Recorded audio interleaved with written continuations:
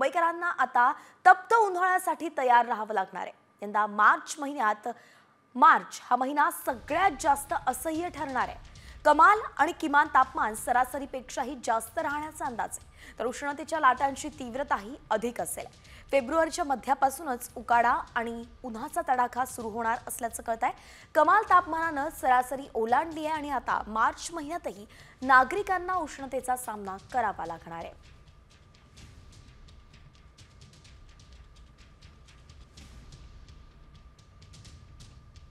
मुंबईकरांना आता तप्त उन्हाळ्यासाठी तयार राहावं लागणार आहे। यंदा मार्च हा महिना सगळ्यात जास्त असह्य ठरणार आहे। कमाल आणि किमान तापमान सरासरीपेक्षाही जास्त राहण्याचा अंदाज आहे, तर उष्णतेच्या लाटांची तीव्रताही अधिक असेल। फेब्रुवारीच्या मध्यापासूनच उकाडा आणि उन्हाचा तडाखा सुरू होणार असल्याचं कळतंय।